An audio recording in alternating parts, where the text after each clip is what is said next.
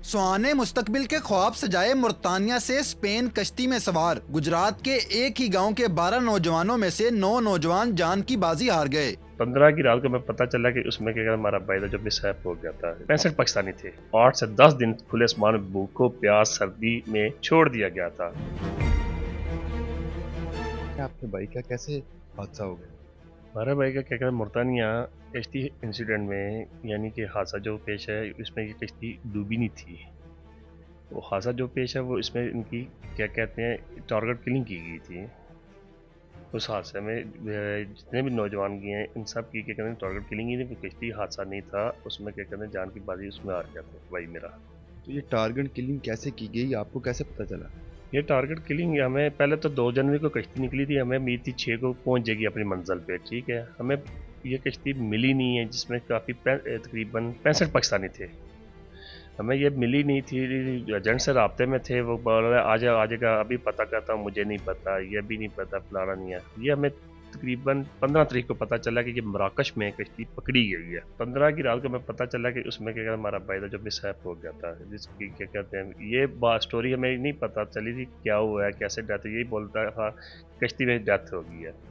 हमें बाद में 16 तारीख को पता चला कि इस कश्ती के साथ ये मिसहैप हुआ है। ये कश्ती न डूबी है न गलन को 8 से 10 दिन खुले आसमान में भूखों प्यास सर्दी में छोड़ दिया गया था बेयारो मददगार।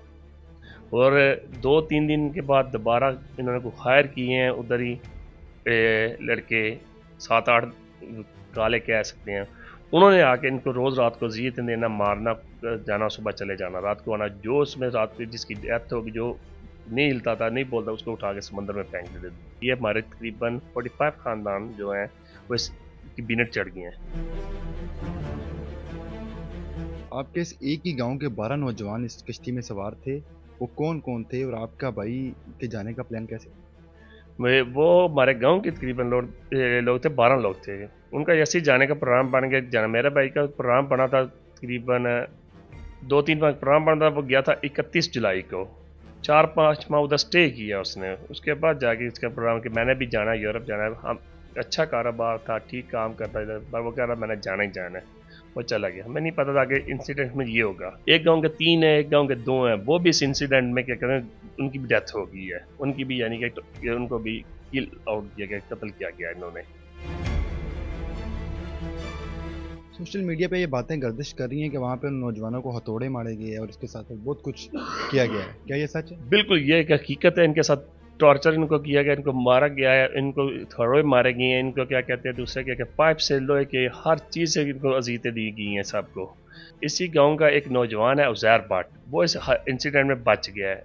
फिर हमारी उनसे बात हुई है, उसने बताया था क्या कहते हैं इन्होंने हमें भी सब में तकरीबन इन्होंने अपने लोग उतार लिए। 65 पाकिस्तानी के ऊपर इन्होंने जुल्म किया है, सारा इनको मारा है, सारा कुछ किया है। और वो बता रहा था कि मुझे भी, मैं भी, मेरा नीचे वाला यानी कि मेरे खड़ा नहीं हो सकता, मेरे पे इतना तशद्दुद है। हम अल्लाह के एक दिन अगर ना और होता तो हम सब क्या कहते हैं चले जाना इस दुनिया से, तो फिर आप सबको नहीं मिलना था। उसने बोला था आपका भाई का 12 तारीख को इन्होंने क्या कहते हैं उसकी डेथ हुई, उसको इन्होंने समंदर में फेंक दिया है। आपका उस उज़ैर से कैसे रब्ता हुआ? उज़ैर का हमारा रब्ता हुआ है कि उसने इधर से क्या किसी नौजवान से हमारे गांव से उनको बताया इनको ये बता दें, ये करें, ये कहाँ ढूंढेंगे फिरोगे। फिर उसने मेरा नंबर लिया, मेरा नंबर लगा, उसने मुझसे रब्ता किया है।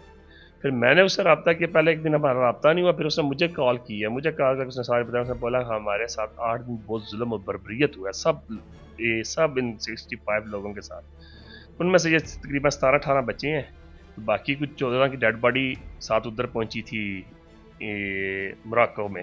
आप रेहान के साथ राब्ते में थे, कब राब्ता टूटा आपका? हम रेहान के साथ तकरीबन 5 बार राब्ते में रहे हैं। डेली बेसिस पे राब्ता होता है, खैर खैरियत अल्हम्दुलिल्लाह सारा कुछ हम कुछ चीज होती है। लास्ट टाइम हमारा राब्ता 28 तारीख को जब उधर से गया था आगे जाने के लिए, तो राब्ता किया आज मैं सेफ से निकल, आज के बाद हमारा राब्ता ना होगा। 3-4-5 दिन उसमें में हमारा फिर राब्ता नहीं हुआ। फिर 2 तारीख को जब निकले हैं आगे जाने के लिए, फिर राब्ता हुआ, मैसेज छोड़ा है ठीक है मैं जा रहा हूँ, अल्लाह के वाले मुझे दुआ में याद रखना कि दुआ करना कि मैं हर खैरियत से अपनी मंजिल पे पहुँचूँ। आप क्या समझते हैं कि इस मराकश कश्ती हादसे में क्या कोई एजेंट तो शामिल नहीं है? वो मे भी, क्योंकि हम तो नहीं जानते क्या हुआ है, हमारे लड़कों के साथ क्या इंसिडेंट हुआ है, क्या हुआ है, एजेंट के साथ एप्लीकेशन शामिल है यानी हम इस बिना पे भी एग्जैक्ट नहीं बता सकते कि एजेंट शामिल है, क्योंकि हमें नहीं पता। इस चीज़ का। ये हमारा वो भाई आएगा पाकिस्तान उज़ार पर जिसके आंखों के सामने ये सारे हाल हुए हैं, वो बेहतर गाड़ियाँ, क्योंकि उसका जो बताना वैलिड होगा, अच्छा होगा, बाकी दूसरों का मन गलत होगी। जंट अगर कोई भी बोले, अब हमें जंट बोले कि ये हुआ वो, हम उसकी बात पे यकीन नहीं कर सकते। क्यों? जो एनी शायद होगा हम उसकी बात पे बिलीव करेंगे। तो हुकूमत से आप क्या मुतालबा करेंगे? हुकूमत ने इस सारे मामले पे आपके साथ कोई रब्ता किया? हुकूमत से मुतालबा क्या करना, हुकूमत जरूर, जाहिर है ये जो जंट है ये कोई अकेला इधर से उसको फ्लाई नहीं करा सकता। मुर्तानिया क्या है, जितने अफ्रीकी कंट्री हैं उसमें कैसे वीज़ा लेते हैं वो, एज इधर एयरपोर्ट से चढ़ाई होती है, कैसे करते हैं, ये सारा मिली भगत से काम हो रहे हैं।